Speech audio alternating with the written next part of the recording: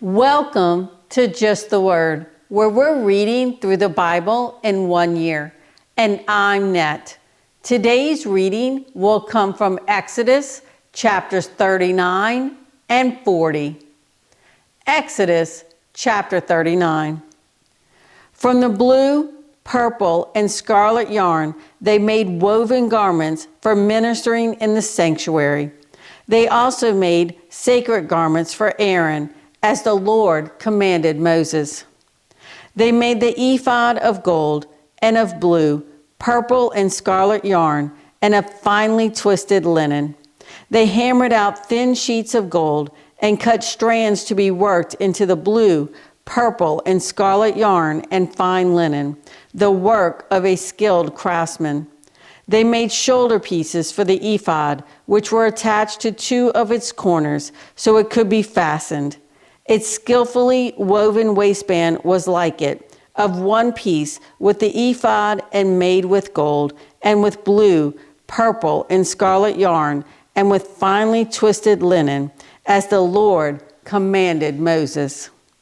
They mounted the onyx stones in gold filigree settings and engraved them like a seal with the names of the sons of Israel. Then they fastened them on the shoulder pieces of the ephod as memorial stones for the sons of Israel, as the Lord commanded Moses.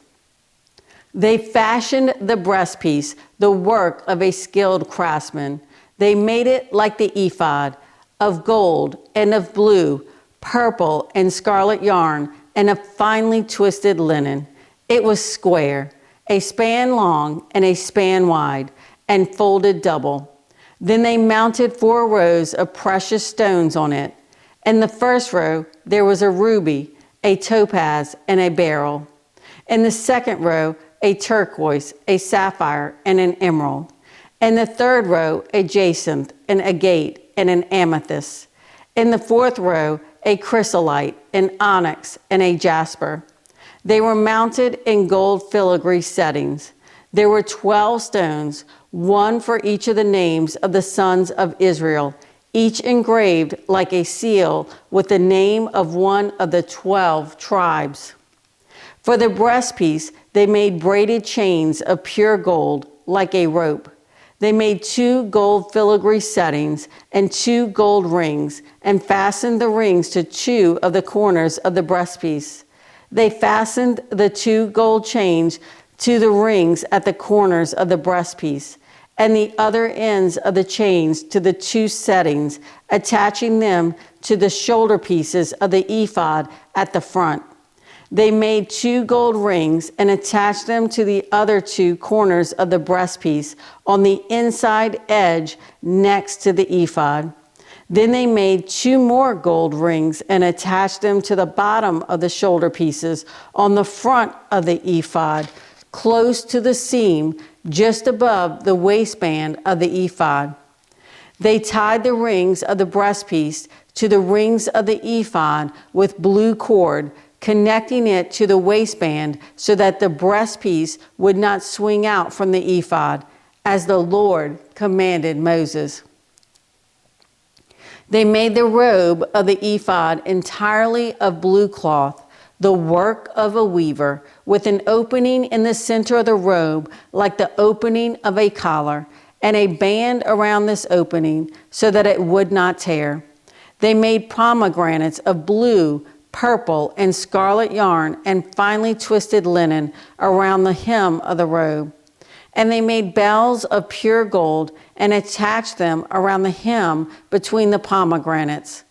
The bells and pomegranates alternated around the hem of the robe to be worn for ministering, as the Lord commanded Moses. For Aaron and his sons, they made tunics of fine linen, the work of a weaver, and the turban of fine linen, the linen headbands, and the undergarments of finely twisted linen. The sash was of finely twisted linen and blue, purple, and scarlet yarn, the work of an embroiderer, as the Lord commanded Moses. They made the plate, the sacred diadem, out of pure gold and engraved on it, like an inscription on a seal, holy to the Lord. Then they fastened a blue cord to it to attach it to the turban, as the Lord commanded Moses. So all the work of the tabernacle, the tent of meeting, was completed. The Israelites did everything just as the Lord commanded Moses. Then they brought the tabernacle to Moses, the tent and all its furnishings, its clasps, frames, crossbars, posts, and bases, the covering of ram skins dyed red, the covering of hides of sea cows, and the shielding curtain, the ark of the testimony with its poles and the atonement cover, the table with all its articles and the bread of the presence, the pure gold lampstand with its row of lamps and all its accessories, and the oil for the light, the gold altar, the anointing oil, the fragrant incense, and the curtain for the entrance to the tent, the bronze altar with its bronze grating, its poles and all its utensils, the basin with its stand, the curtains of the courtyard with its posts and bases, and the curtain for the entrance to the courtyard, the ropes and tent pegs for the courtyard, all the furnishings for the tabernacle, the tent of meeting, and the woven garments worn for ministering in the sanctuary, both the sacred garments for Aaron the priest and the garments for his sons when serving as priest. The Israelites had done all the work just as the Lord had commanded Moses.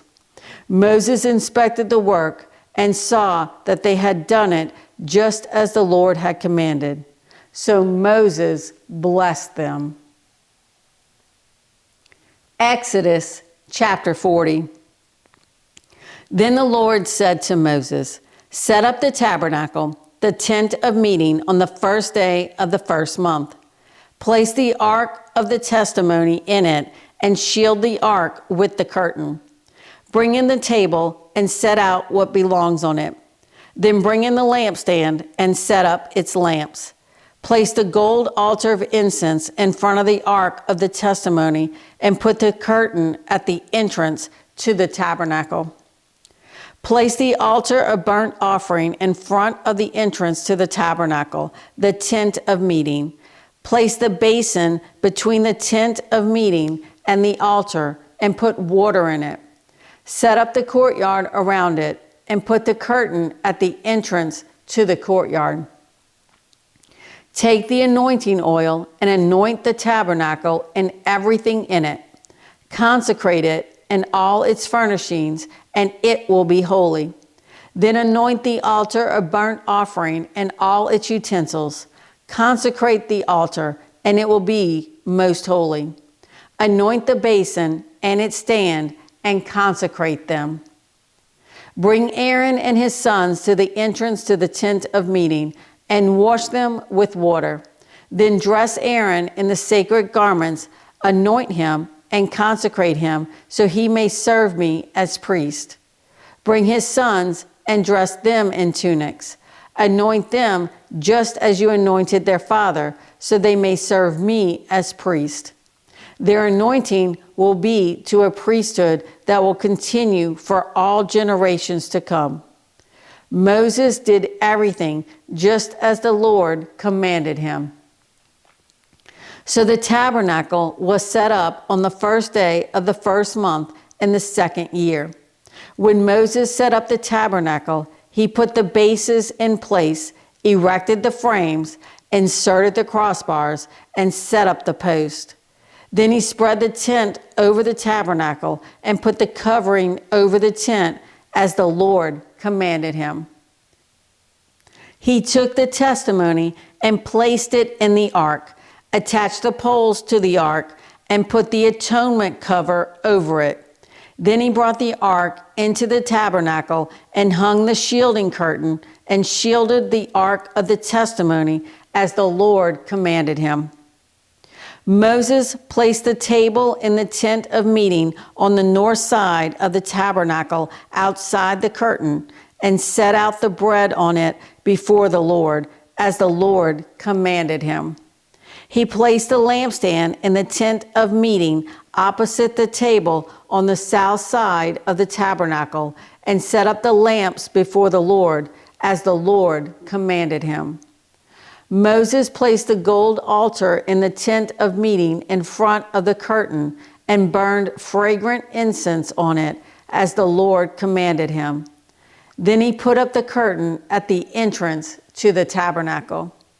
He set the altar of burnt offering near the entrance to the tabernacle, the tent of meeting, and offered on it burnt offerings and grain offerings as the Lord commanded him. He placed a basin between the tent of meeting and the altar and put water in it for washing. And Moses and Aaron and his sons used it to wash their hands and feet. They washed whenever they entered the tent of meeting or approached the altar, as the Lord commanded Moses. Then Moses set up the courtyard around the tabernacle and altar and put up the curtain at the entrance to the courtyard. And so Moses finished the work. Then the cloud covered the tent of meeting, and the glory of the Lord filled the tabernacle. Moses could not enter the tent of meeting because the cloud had settled upon it, and the glory of the Lord filled the tabernacle. In all the travels of the Israelites, whenever the cloud lifted from above the tabernacle, they would set out. But if the cloud did not lift, they did not set out until the day it lifted. So the cloud of the Lord was over the tabernacle by day, and fire was in the cloud by night, in the sight of all the house of Israel during all their travels. Thanks for joining Just the Word. See you tomorrow.